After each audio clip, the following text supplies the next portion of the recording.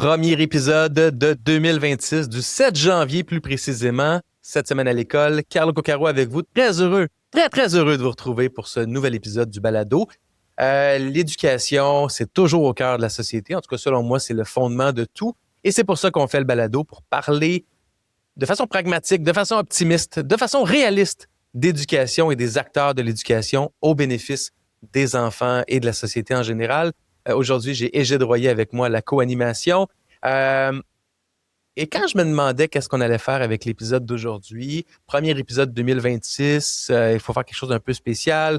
La notion des résolutions revient tout le temps, mais je me suis dit, c'est un peu plate, les résolutions, parce que dans les faits, on vit souvent trop grand, puis on les tient pratiquement jamais, puis bon, j'ai pas envie de cynisme pour l'éducation. Je me suis dit, faisons plutôt des promesses. Quelles promesses est-ce qu'on devrait faire à nos jeunes? Quelles sont les promesses que l'école devrait faire à nos jeunes?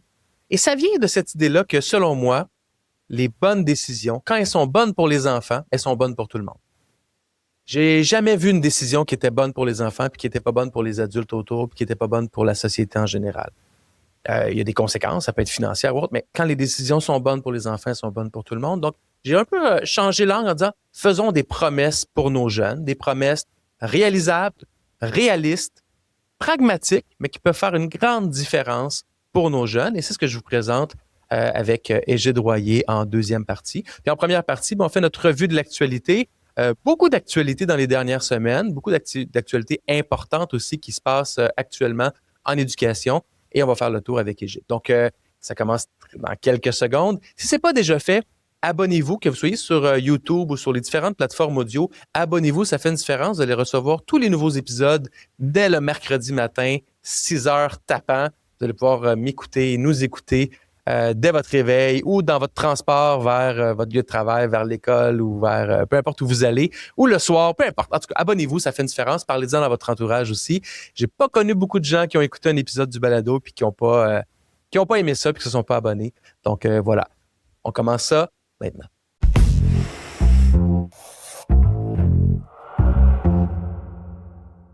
Égide Royer, bonne année 2026. Bonne année, Carlo. As-tu passé un beau temps des fêtes avec tes proches? Oh oui, c'est un beau temps des fêtes. Carlo, tu sais que je suis comme le chef d'une tribu, moi, là, avec mes 4 enfants. Oui, vous êtes nombreux, hein? 4 enfants, 12 petits-enfants. Donc, c'est des moments de rapprochement. C'est toujours très, très agréable. C'est un beau groupe. Un beau groupe. Et toi, Carlo, comment ça a été? Ah, ça a été bien. Nous, on fait pas trop de choses, quelques activités familiales, mais il y a un thème, je pense, qui a été transversal dans nos vacances, c'est le hockey, les patinoires extérieures. C'est quelque chose que je fais avec mes gars depuis 10 ans, je pense, d'aller patiner tous les matins à 9-10 heures le matin. Il y a d'autres familles, d'autres ados. On joue au hockey. Je suis vraiment pas très bon, mais c'est beau. C'est beau. Il fait moins 25. On a un peu froid, mais pas tant. Il y a une belle complicité qui s'installe avec des inconnus, mais c'est très communautaire. C'est très intergénérationnel aussi. Puis je trouve ça vraiment, vraiment beau. Puis en plus, c'est de l'activité physique. Puis en plus, on se sent bien après. Puis c'est de la vitamine D en plus. C'est bien ça. C'est bien ça.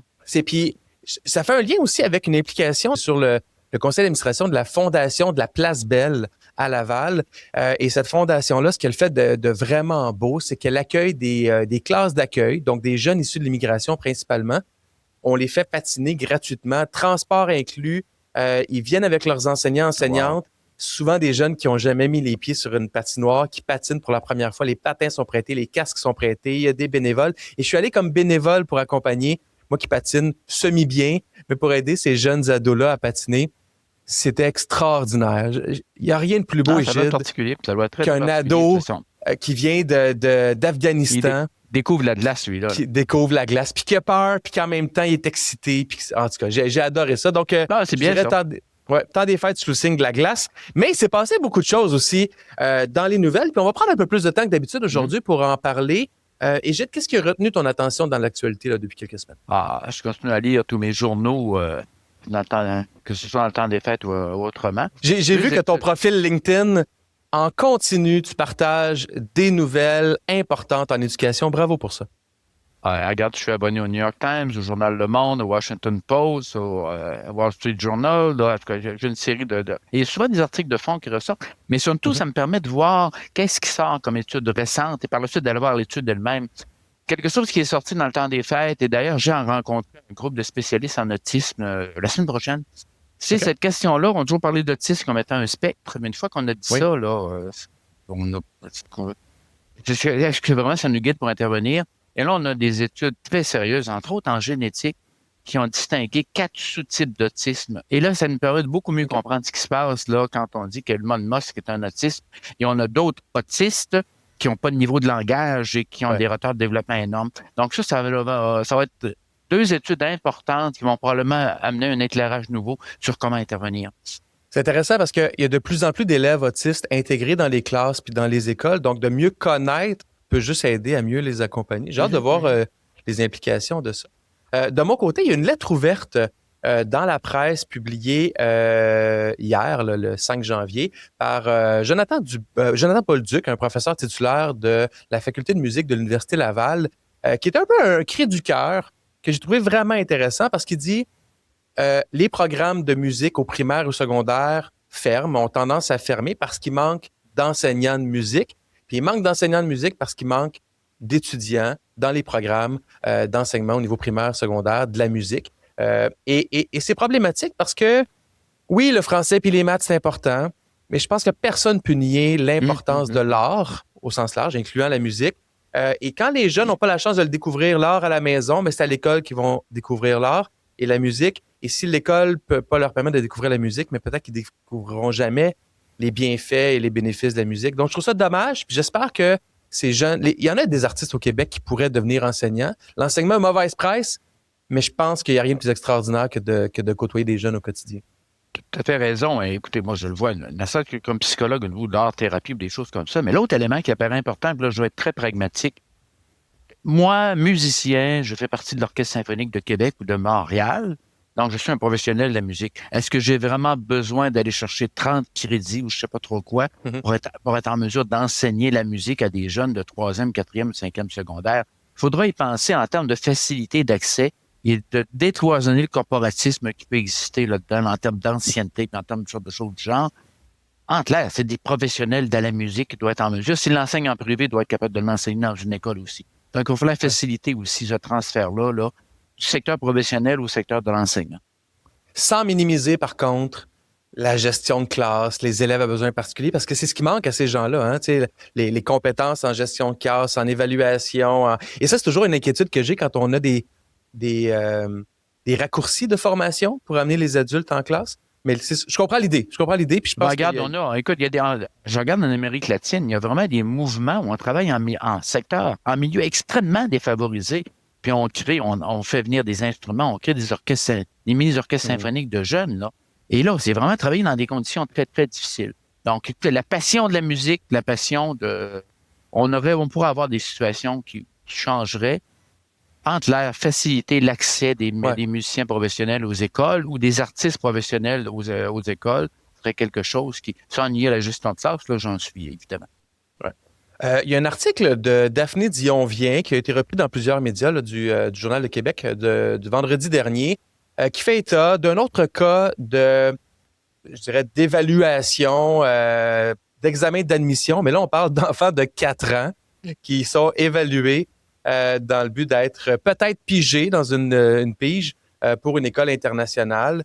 Je vais avoir ton avis là-dessus, mais bon, c'est juste pour le détail, c'est un test de sélection qui dure jusqu'à 1 heure, où on évalue les capacités langagières, les questions sont posées oralement en français, c'est une firme externe qui fait ça, ensuite on les classe et ensuite on les pige pour ceux qui dépassent la ligne là, imaginaire qui se sont fixés d'un seuil minimal. T'en penses quoi de ça, Égide? C'est toute la question. Écoutez, ça fait des années que je suis au courant de cette situation-là.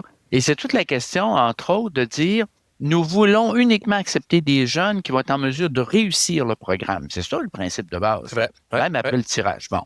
Et ça, moi, j'en viendrais à l'idée, j'élargirais ceci, j'enlèverais la question de l'évaluation, mais si on regarde certaines mesures, je vais amener tous mes jeunes à réussir. En clair, je ne vais pas uniquement sélectionner ceux que je crois qu'ils vont être capables de réussir le programme.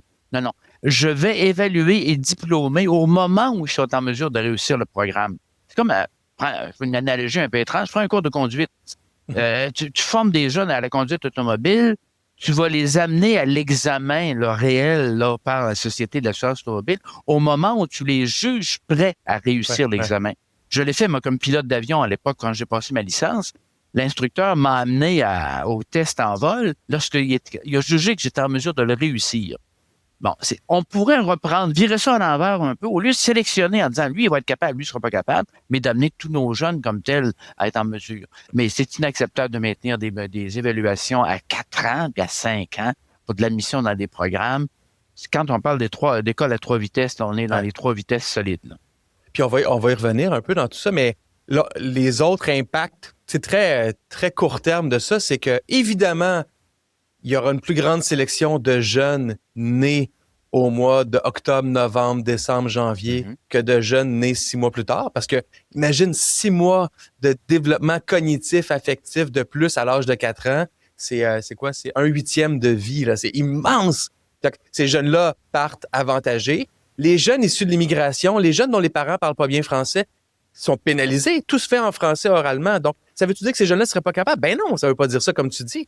Et c'est d'un ridicule parce que, comme tu dis, ce qu'il veut, c'est des jeunes qui réussissent et non amener des jeunes à la réussite. Mais il y a pire que ça. Il y a pire que ça. J'en rajoute sur le tas, là.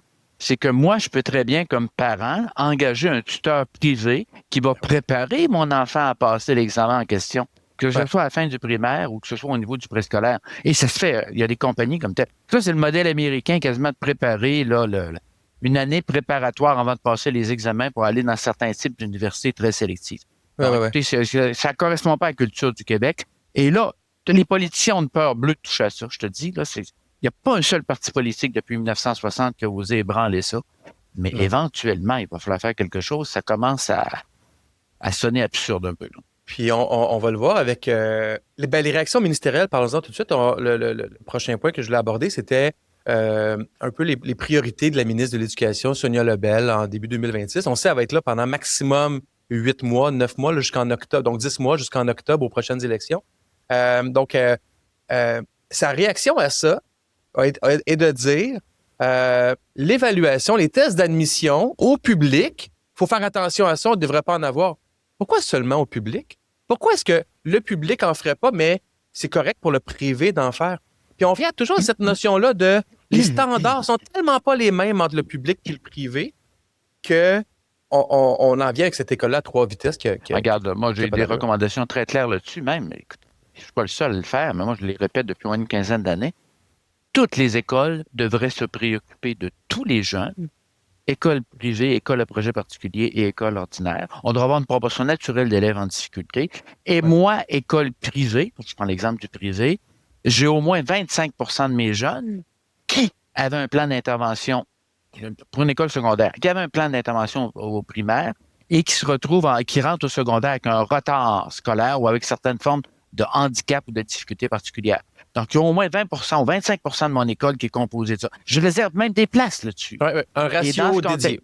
Si je le fais pas, les droits de scolarité vont être financés à 100 % par les parents. Moi, gouvernement, je n'investis pas nécessairement là-dedans. Et là, ça va amener un développement. J'aimerais avoir une compétition où on veut avoir des élèves handicapés en difficulté, autistes et autres, et qu'on offre des services de qualité dans le secteur privé et public à projet particulier. Mais éventuellement, ça, j'en ai parlé avec plusieurs ministres. Certains ont failli bouger. Je ne les nommerai pas, mais politiquement. Un jour. Mais derrière peut-être. Tout ça, Égide, moi, je suis sûr qu'il y a un non-dit. Il y a une volonté d'élitisme. La part de certains parents de dire, je veux pas que mon enfant, que le développement de mon enfant soit entravé par des élèves à besoins particuliers. Je veux que mon enfant côtoie la crème de la crème, comme ça, ça va lui permettre à lui-même de devenir la crème de la crème. L'école, c'est ça qu'elle veut aussi. Elle veut pas de ces élèves, entre guillemets, difficiles-là. Elle préfère avoir des jeunes qui n'ont pas d'enjeux de comportement, qui n'ont pas de grands échecs, parce que de toute façon, on le sait, la plupart vont les expulser. Trop gros problème de comportement, on n'est pas l'école pour vous. Trop gros enjeux scolaires, on n'est pas l'école pour vous, on n'offre pas les services. Il y a cette volonté-là qui est non dite d'être dans l'élitisme et la crème de la crème. Si ça touchait, comme en Ontario, si ça touchait 1 % des élèves, ça serait pas problématique. Mais là, ça touche dans certaines régions jusqu'à 50% des élèves au secondaire. Et ce qui est paradoxal, c'est que j'ai 12 écoles privées spécialisées, financées à 100%, qui font un travail exceptionnel au Québec. Ouais. Donc, ce qui est là, véritablement, le mouvement, le 3,7 milliards par année qu'on dépense pour les élèves en difficulté, doit devenir accessible, entre autres, aux écoles privées, sous condition d'offrir en pratique exemplaire. Moi, mon jeune fréquente tel collège privé et s'est distingué parce qu'il y a des services de haute qualité correspondant aux meilleures pratiques pour les jeunes autistes. Pourquoi pas? Et dans ce contexte-là, éventuellement, ça finira par bouger, mais il y a des freins politiques énormes par rapport à cette situation-là. Dans les autres priorités de la ministre, ou en tout cas, ce qui semble la préoccuper, la mention de soustraire peut-être un bulletin, passer de 3 à 2 bulletins, que le programme de français, finalement, on vise probablement un report. Il n'y aura pas une implantation à grande échelle à la prochaine année scolaire. Il y a toute la notion de la laïcité, donc l'école à visage découvert pour tous les adultes à l'école. Et évidemment, la mise en place du vouvoiement qui avait été implanté via règlement par son prédécesseur Bernard Drinville, mais qui entre en application début 2026. Le vouvoiement, j'étais un peu sur les médias, puis je t'ai vu passer plusieurs fois hier, à gauche et à droite, Égide, Radio-Can et partout ailleurs. Je vais y aller tout de suite. T'en penses quoi du vouvoiement? Est-ce que c'est la solution qui nous manquait? Comme maison d'éducation, parce que les jeunes ne l'ont pas nécessairement appris, comme maison d'éducation, d'enseigner le vouvoiement, le tutoiement, là, dépendamment du contexte, pour éviter des situations où la jeune ou le jeune qui est à la caisse chez Walmart ou ailleurs, alors, il y a une personne de 60 ans qui se présente, puis mon petit monsieur, tu veux-tu? Non, il y a une question d'enseigner. Ça, c'est une chose. De rentrer le vouvoiement comme étant une condition de prévenir l'intimidation et l'agression verbale en milieu scolaire ou en classe, là, c'est un autre paire de manches. Et dans ce contexte-là, ça sentait au niveau politique, là, tiens-toi bien, ceci est quelque chose, il faut faire quelque chose, donc faisons-le. Donc, c'est l'idée comme telle, là, bon, pourquoi pas le vouvoiement, là. Mais en termes de ce que j'ai recommandé, je pense que j'ai donné une demi-douzaine d'entrevues là-dessus, il va falloir que nos enseignants deviennent beaucoup mieux formés sur comment composer avec les situations là, d'incivilité ou les difficultés de comportement ou d'agression verbale en classe. Et ça, c'est fascinant. Les organisations syndicales, jamais vont exprimer en disant « Nous aimerions, nous, enseignants, être mieux formés pour composer. » Non. C'est des situations, nous sommes victimes d'agression, nous sommes victimes de ci. Et dans ce cadre-là, ils se posent toujours en victime, alors que ce sont eux les adultes à l'école. Puis il y a cette c'est drôle, hein, cette victimisation-là. Puis on comprend, ça arrive, ils sont victimes aussi de gestes d'intimidation. Oui, c'est officiel. Mais ils sont des acteurs de l'école, des acteurs principaux de l'école. Donc, la solution passe aussi par eux, passe pas seulement par obliger l'élève à ci ou à ça. Je vais donner un séminaire d'une demi-journée la semaine prochaine à des nouveaux enseignants, c'est des enseignants nouveaux, là, sur comment intervenir par rapport à des situations d'incivilité ou de difficulté de comportement. C'est que le savoir-faire existe, est véritablement bien enraciné dans la recherche. Et dans ce contexte-là, dans le vouvoiement, moi, il n'y a pas de contre-indication, mais ça relève d'un choix personnel de l'enseignant. Moi, j'enseigne à maternelle, on se tutoie. J'enseigne le théâtre en 4e secondaire. Puis moi, dans ma relation, dans mon style de relation avec mes élèves, on se tutoie. Puis à la limite, écoute, Monsieur Royer, tu penses-tu que, pourquoi pas? Je commencerai pas à donner des conséquences disciplinaires parce qu'on m'a tutoyé. Ça, c'est kafkaïen. La qualité de la relation, la qualité du lien et le respect sont beaucoup plus importants que le simple vouvoiement. Moi, je vais faire une petite analyse politique de la chose. C'est déjà les écoles, via leur conseil d'établissement et leur code de vie, pouvaient obliger le vouvoiement. Beaucoup d'écoles secondaires le font. Quelques écoles primaires le font. C'était déjà là. Donc, c'est pas comme une solution innovante, là. C'était déjà, puis comme tu dis, c'était des décisions locales qui étaient prises par les gens en place. Mais ça a été une décision politique. Je suis sûr, ils ont fait des sondages. Hey, la population aime ça. Oui, nos jeunes sont tous irrespectueux et impolis. Imposons ça. Ça coûtait $0 à implanter. Politiquement, ils ont gagné des points avec ça. C'était juste ça. Après ça, est-ce qu'il y a des contre-indications? Presque pas. Il peut y en avoir peut-être. Je pense que ce qui ressort comme écho, c'est certaines inquiétudes au niveau des élèves en grande difficulté, des élèves de 4 ans, 5 ans, 6 ans. Là. À quel point on aide la relation prof-élève en ajoutant un vouvoiement à des jeunes qui ont des difficultés à discerner le dessus du vous. Puis quel genre de punitions aussi vont être mises en place là, s'il y a des punitions ou des conséquences pour les jeunes qui le font pas. Oui, il peut y avoir certaines peut-être contre-indications dans ces contextes-là. Mais globalement, c'est un peu de la poudre aux yeux pour régler un problème qui est important, qui est majeur, puis qui nécessite beaucoup plus de moyens que ça. Quand on arrive là, pense à la situation on a environ 3500 jeunes présentement qui sont à la maison, bris de service, non scolarisés ou considérés comme trop difficiles au niveau du comportement. Je leur dirai si le vous, le je ou le tu va changer quelque chose là-dedans. Donc, écoute, je sais pas. Il y a pas mal plus urgent en termes d'intervention, mais je suis tout à fait d'accord avec toi. Non, c'est ceci est quelque chose, il faut faire quelque chose, donc faisons-le, comme je viens de te le dire, et là, tu sors. Ouais. Ça risque bien d'autres choses. Politiquement, ils ont gagné des points avec ça, fait qu'on va dire tant mieux pour eux. Et Gide, plutôt que d'y aller avec des résolutions cette année, on va y aller avec des promesses que l'école devrait faire aux élèves. Puis on commence ça dans 15 secondes.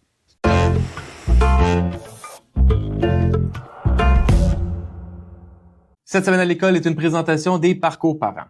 Être parent, ça demande beaucoup de ressources. Mais peu importe les défis que l'année scolaire amène, saviez-vous que vous avez accès au conseil des spécialistes les plus reconnus au Québec, sans délai d'attente? Les détails sur aidersonenfant.com.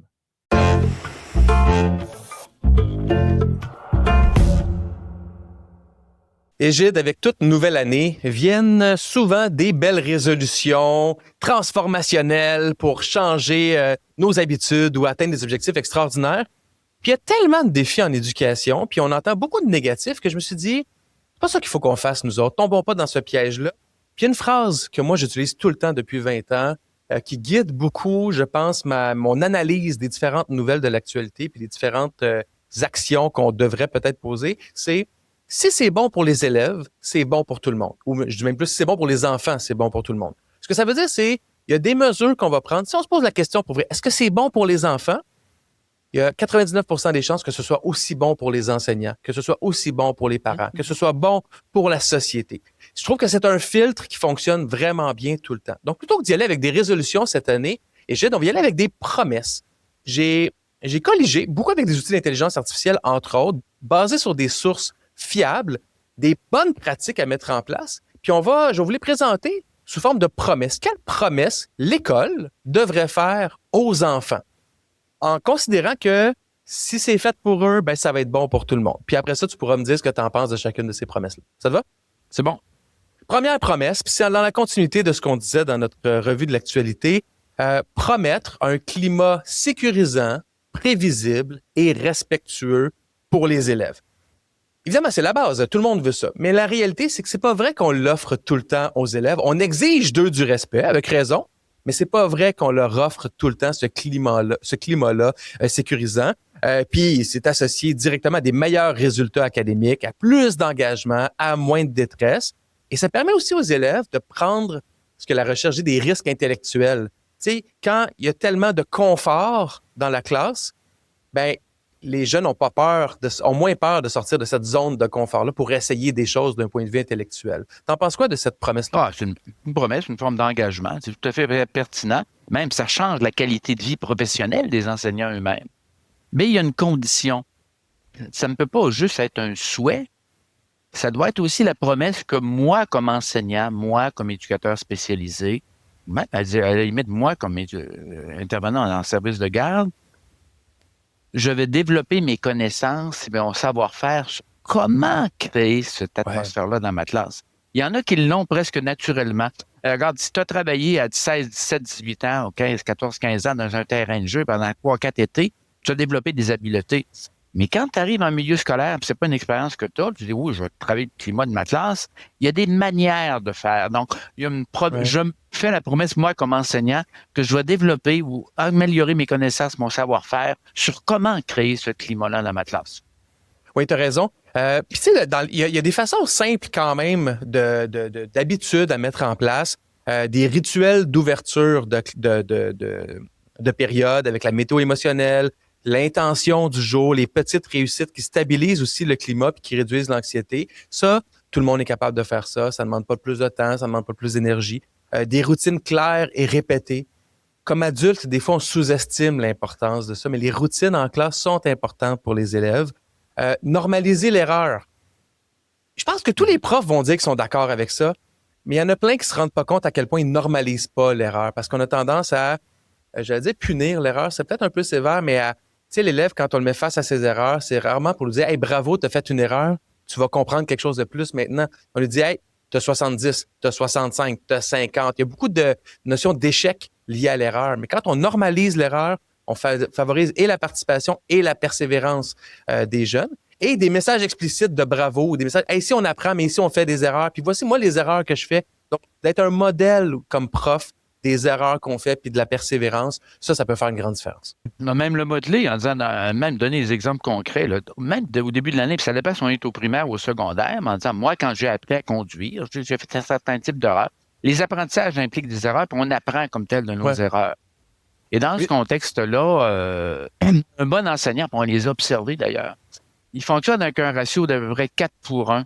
4 commentaires positifs, encourageants, de soutien, pour un commentaire qui, justement, va en disant, bon, tu as peut-être trompé là-dessus, on va s'y reprendre autrement. Mais 4 positifs pour un neutre ou négatif est un ratio important. Et là, je n'aimerais pas les impacts positifs pour les profs. C'est d'une évidence. On va juste simplement dire, un meilleur climat de classe, c'est juste bien pour les enseignants, c'est bien pour les adultes, tout est plus facile. Puis les gens, ça pourrait être surpris, mais tu sais, les parents qui ont des enfants à l'école le seront peut-être pas tant, puis les enseignants peut-être pas tant non plus, mais moi, je vais vous donner un exemple. Mes garçons à l'école ont des enseignants qui sont irrespectueux avec eux. Pas irrespectueux par des menaces puis des sacs et tout ça, mais des phrases irrespectueuses, ils en reçoivent ou ils en entendent en classe. De l'humiliation aussi. Tu sais, des fois, des mauvais comportements qui viennent à une phrase humiliante de la part de l'adulte, ils en entendent aussi. Donc, il y a façon d'arrêter ça. Et ça nécessite pas de l'argent, ça nécessite une volonté puis de l'effort de la part des adultes, puis ça peut faire une grande différence. Et ça implique une cohérence au niveau de l'école. Oui. Moi, enseignant, je suis conscient un ou une de mes collègues, pour une école primaire, est en difficulté parce qu'il y a davantage, justement, porter davantage sur des messages négatifs ou des choses comme ça. Est-ce que non, ça se passe dans sa classe, c'est privé, moi, j'interviens pas, ou est-ce que comme équipe école, c'est comme un médecin qui constate qu'un autre médecin commet certaines erreurs médicales. Il dit, moi, non, moi, j'en parle pas. Donc, il y a quelque chose à faire là-dessus. Et parce qu'on a eu véritablement des incidents, on pourra en nommer plusieurs dans les 10 dernières années, où c'était des jeunes qui étaient victimes d'intimidation ou d'agression verbale, et avec des collègues qui disaient, bon, cet enseignant-là est en difficulté, bon, mais malgré tout, non, on n'interviendra pas. Et ça, c'est une faute professionnelle de ne pas intervenir. Parfait. Deuxième promesse que l'école devrait faire aux jeunes, selon moi, Gide, c'est les jeunes ont le droit de ne pas être parfaits, ont le droit de ne pas bien aller sans être immédiatement punis, sanctionnés. Les travaux en neurosciences affectives montrent que la régulation émotionnelle, donc gérer ses émotions, précède la capacité de s'autoréguler sur le plan comportemental et cognitif. Donc, il faut laisser la capacité à nos jeunes de s'autoréguler au niveau de leurs émotions, de baisser leur détresse émotionnelle pour ensuite être capable d'interagir et d'intervenir avec eux et sans les punir. Puis, moi, je dis, ce ne sont que des enfants, Cybole. Oui, de toute façon, la punition comme intervention. Mais là, tu amènes aussi toute la question de... Je vais faire un peu de mélange sur le commentaire. Toute la question de l'étiquetage aussi. Là, puis, des diagnostics d'étiquetage où... Moi, j'accueille en 3e année, j'ai 2 jeunes ou 3 jeunes identifiés TDAH. Ouais. Tu sais, à un moment donné, j'ai eu le bonheur de vivre, moi, il y a environ une quinzaine d'années, un séminaire d'une journée avec Robert Rosenthal. L'effet Pygmalion, c'était de lui, ça. Là. Il est décédé maintenant. Okay. Et le fait d'attribuer une caractéristique à un élève comme tel amène un changement d'attitude de la part de certains enseignants ou des enseignants en général. Donc, la possibilité on sait bien, elle, c'est une anxieuse, puis elle a un trouble d'anxiété, là, ça aide pas personne, non. Mais d'être capable de créer un environnement pour qu'un jeune soit capable de reprendre meilleur meilleure connaissance de ses émotions, de la manière de s'adapter aux émotions qu'il vit. Et ça, c'est ce qu'on appelle, c'est des premiers soins, là, dans le fond, de santé mentale à l'école.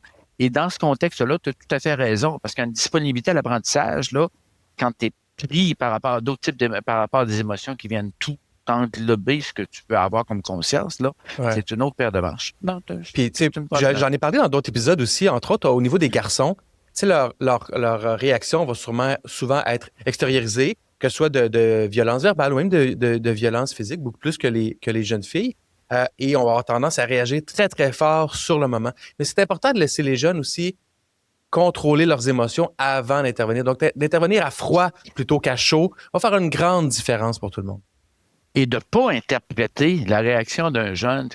Tu sais, le jeune lâche un sac en classe en disant « Maudit, c'est plate. » Là, tu le prends comme étant une agression quasiment personnelle en disant « Il m'a manqué de respect. » Moi, la pire que j'ai vue, c'est des jeunes avec un Gilles de la Tourette où il y a des toutes sortes de phrases étranges qui sortent quand un jeune est plus qu'un Gilles de la Tourette, puis d'avoir un intervenant scolaire qui passe comme une insulte personnelle, alors que c'est un trouble de comportement, on a quelque chose de neurologique dedans. Tu sais, il y a un moment donné, il y a une connaissance minimale de la réalité, là, et de cesser de prendre personnel une situation qui relève du vécu du jeune qui n'a rien à voir. C'est pas une attaque personnelle du tout. Ça n'a rien à voir avec la CNSST non plus, là.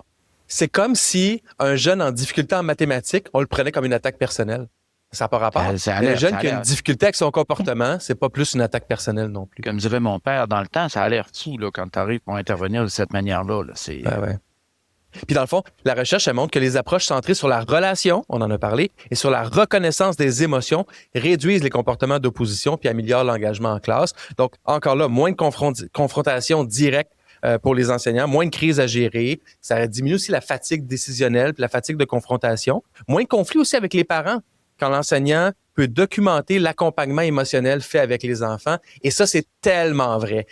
Beaucoup de parents, les messages négatifs qu'ils vont recevoir de l'école ou les messages, disons, à caractère négatif qu'ils vont recevoir de l'école par rapport au comportement de leurs enfants viennent avec un sous-texte, des fois très clair de « on le punit, il faut le punir, vous devez le punir ». Tu sais, j'exagère un peu, mais à peine.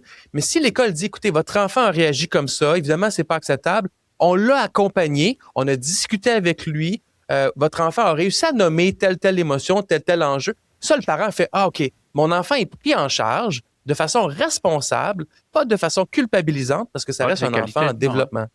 C'est la qualité de la relation. Tu regardes, moi, la variable la plus importante, là, c'est la qualité de l'enseignement et la qualité de la relation. Écoute, moi, j'ai eu des projets de scolarisation des enfants de la rue au Vietnam. Là, je suis allé à quelques reprises. Même au niveau des labs, écoles et tout ça, quand tu regardes, c'est quoi qui est la principale variable? C'est sûr que l'école doit être chauffée, tout ça, mais quand tu regardes la principale variable, c'est la qualité de la relation, la qualité professionnelle de la pédagogie qu'on offre. Et le restant est important, mais devient secondaire par rapport à ça. Ouais. C'est une évidence. Troisième promesse que l'école devrait faire aux jeunes, c'est donner du sens dans les apprentissages. La théorie de l'autodétermination montre que la motivation et l'engagement augmentent quand les élèves perçoivent du sens et de l'utilité et de la valeur personnelle dans ce qu'ils apprennent. Puis le cerveau apprend mieux quand les connaissances sont reliées à des expériences émotionnellement significatives plutôt qu'à des tâches complètement décontextualisées. Je vais prendre l'exemple d'un manuel, cahier d'exercice conçu il y a 8 ans. C'est un exemple extrême, là, mais qui parle de trucs pas rapport, d'une situation problème pas rapport. Il n'y a aucun lien avec la réalité du jeune aujourd'hui. Et si en plus, il n'y a pas de lien avec à quoi sert cette information-là ou cette compétence-là qu'on essaie de me faire développer, ben c'est clair que le jeune est moins motivé. Puis soit, si on compare avec les adultes, si dans ton équipe ou dans mon équipe, Égide, on dit « OK, ben toi, il faut que tu fasses telle tâche pour que tu apprennes telle notion », puis que je dis pas à ma gang, mais pourquoi c'est important d'apprendre la notion, quel va être leur niveau de motivation à apprendre la notion? Ça va être très bas, là, parce qu'il n'y a pas de lien avec comment ils vont l'utiliser, à quoi ça va leur servir, qu'est-ce que ça va leur apporter. Et quand tu parlais des garçons tout à l'heure, je vais te parler d'un exemple directement par rapport à ce que tu viens de dire, c'est la relation des garçons avec la lecture. Donc, moi, je sais pas, en 5e année, une tâche de lecture, c'est, je sais pas, moi, de lire les récents articles de journaux sur le fait que le Canada, c'est l'équipe junior canadienne sorti avec une médaille de bronze encore cette année sans gagner le championnat. Et de lire les articles, essayer de décomposer, c'est quoi les principes, comment est-ce que les analystes, là, c'est quoi les raisons qui donnent pour qu'on ait si mal performé au tournoi junior? Ça, tu vas rejoindre davantage des garçons par rapport à ce type de tâche-là que d'avoir un roman où Julie est en amitié avec Tom, puis Tom est moins ami avec Julie. Et, ce que je veux dire par là, c'est que tu colles les centres d'intérêt.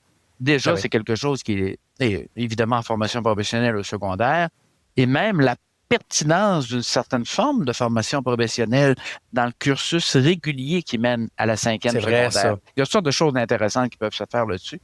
Donc, c'est une très bon engagement ou très bonne promesse.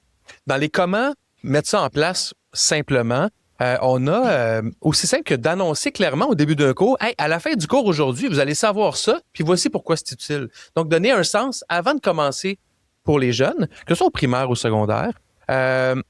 Moi, mes jeunes sont allés à l'alternatif, donc il y avait beaucoup de projets particuliers. Les jeunes décidaient sur quoi il voulait travailler et il devait inclure des notions de français, de mathématiques et autres. Et ça aussi, ça amène un niveau de motivation parce que là, on se colle à l'intérêt du jeune, donc c'est une bonne pratique. Donner des petits choix encadrés aussi. Exemple, permettre à l'élève de choisir les questions, les angles ou même les exemples à utiliser. C'est pas compliqué. C'est pas de laisser les jeunes faire tout ce qu'ils veulent puis de décider, c'est leur donner des choix. Puis peut-être qu'ils vont prendre une question sur deux qui leur parle un peu plus que l'autre. Si ça peut permettre d'augmenter la motivation, why not? Écoute, l'autre élément, regarde, très court exemple. On a des problèmes d'analphabétisme financier au niveau de nos jeunes qui sortent du secondaire, qui arrivent au collégial. Donc, d'avoir des interventions où les mathématiques, entre autres, peuvent être associées de temps à autre, tout au moins avec des thèmes. Toute la question, même au niveau des placements, la bourse, les placements, les portefeuilles d'actions, comment gérer une carte de crédit, ça a l'air de quoi 29,9 % d'intérêt à la fin du mois lorsque tu t'achètes un gilet et que tu le payes en 2 versements. On ne peut pas avoir des situations plus concrètes que ça et plus intéressantes. Ces jeunes-là sont déjà des consommateurs importants au secondaire.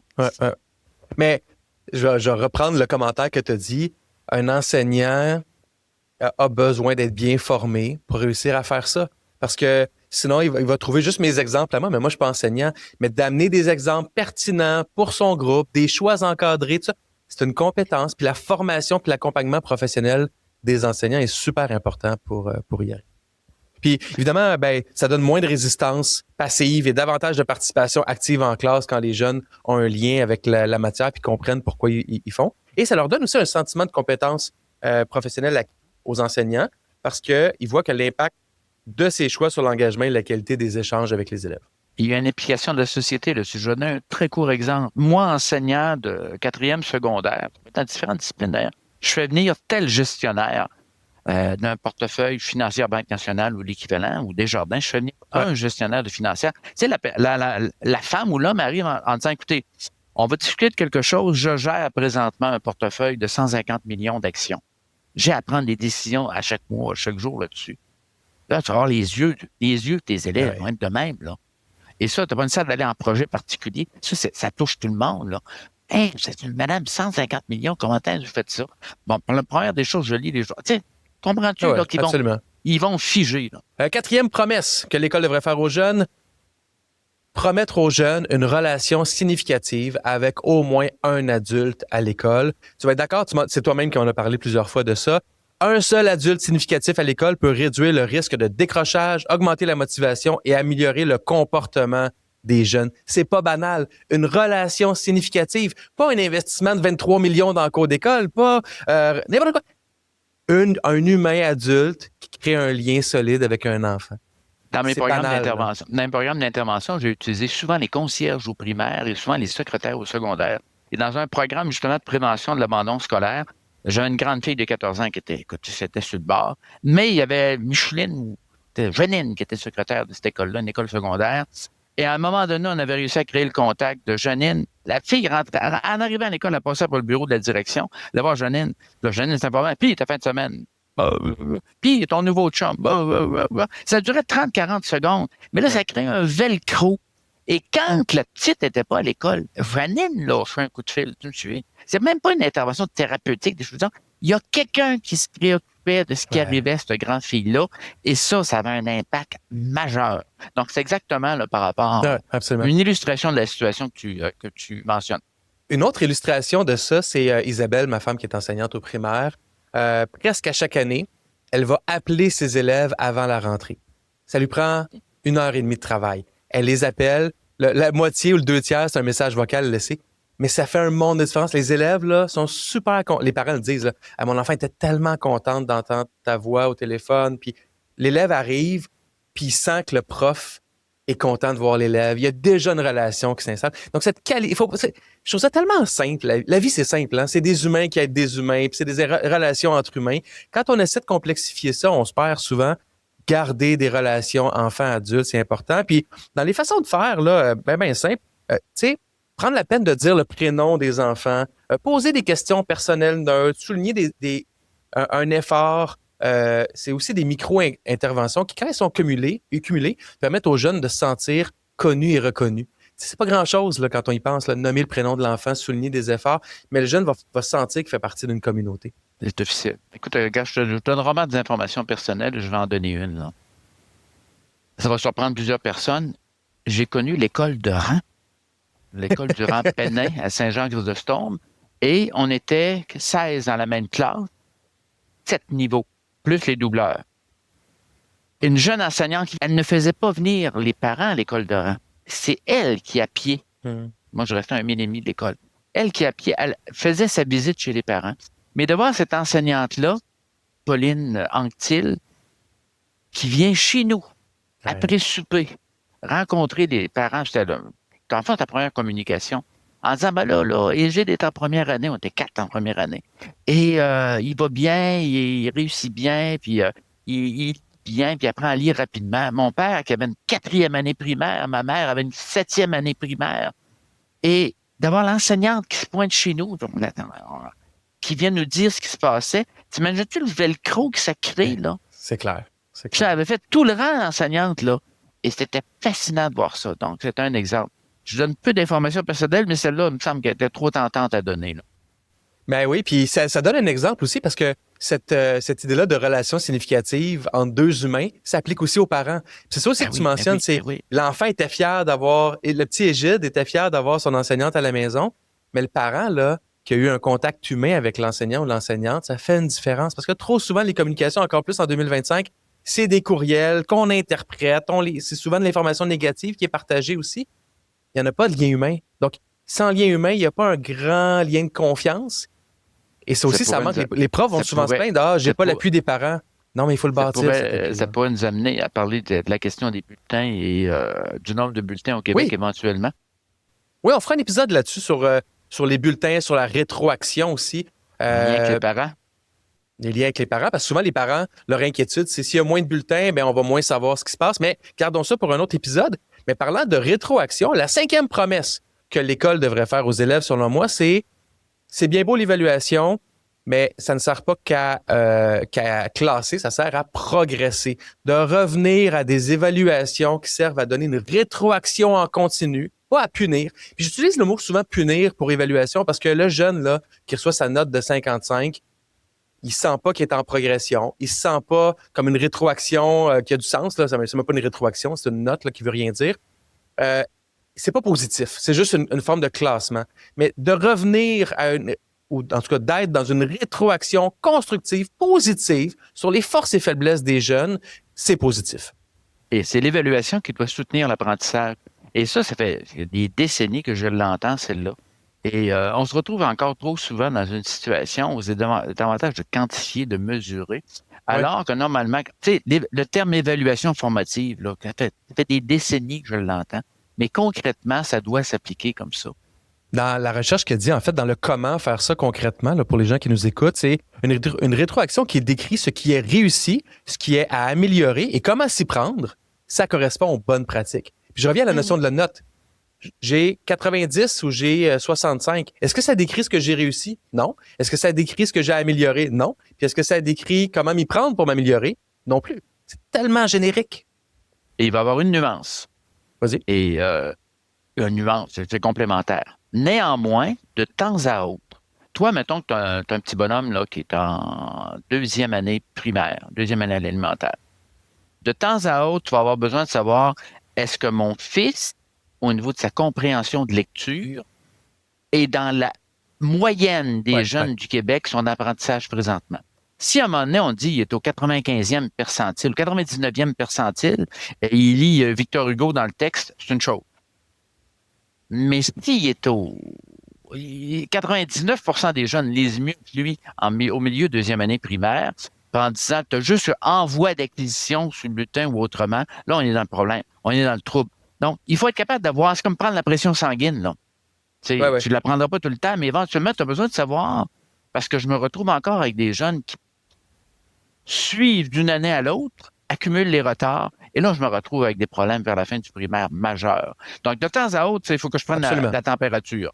Mais c'est ça. Le message, c'est pas de dire arrêtez d'évaluer. Exactement. Puis plein de profs vont le dire. On a l'impression de se préparer pour les examens. On ne prépare pas les élèves. On enseigne les examens. On enseigne les examens du ministère. Là, puis ça commence au mois de mai, cette affaire-là. Là. Donc, là, toute une perte de temps d'apprentissage qui est énorme là-dessus. Et là, on ramasse les palmarès, les examens du ministère, la cote de l'école, des examens. Des jeunes qui ne se pointent pas aux examens non plus. En tout cas, toutes sortes de choses qui se produisent au Québec. Il y a un enseignant de mathématiques au secondaire qui a dit à mon garçon, l'an passé, qui a dit « Moi, j'évalue différemment durant l'année parce que je sais que le ministère va réajuster les notes après. » Là, je me dis, mais c'est quoi le message que ça envoie? À quel point l'évaluation est neutre ou pas neutre? Parce que pourquoi pas juste évaluer les jeunes dans un contexte formatif, puis une fois de temps en temps pour le classement, puis l'évaluation un peu plus standard? Alors que là, le prof, il va modifier sa façon d'évaluer de façon plus sévère dans ce cas-ci, parce qu'il sait qu'il y aura une forme de réajustement statistique qui sera fait plus tard. Mais ça n'a pas d'allure. Il y a un grand ménage. Il y a un gros ménage à faire là-dedans. Là. Ça peut être je dirais pas une résolution, là, mais ça peut être une promesse. Nous allons reconsidérer au moins d'ici la fin de la décennie, on va reconsidérer. D'ici la fin on est en 2020. OK, ça nous laisse 4 ans pour reconsidérer. Prochain gouvernement. C'est tellement lent au ministère, puis il ne se passera pas grand-chose cette année. Là. Ouais. Mais d'abord, il faut vraiment revoir tout ça. Là. C'est trop bizarre. Je pense qu'avec ces 5 promesses-là, on a de quoi. Puis j'ose croire que les enseignants, enseignantes, orthopédagogues, direction d'école qui nous écoutent ont compris qu'il y a des choses qu'ils peuvent mettre en place dès demain matin, qui font déjà bien, qui peuvent faire encore mieux, qui peuvent mettre en place. Puis ces promesses-là aux jeunes sont bonnes pour tout le monde, sont bonnes pour les enseignants, sont bonnes pour le climat de la classe, de l'école. Il n'y a pas de contre-indication. Et Gédroyer, bonne année 2026, puis on se retrouve très bientôt pour un prochain épisode. Même chose à toi.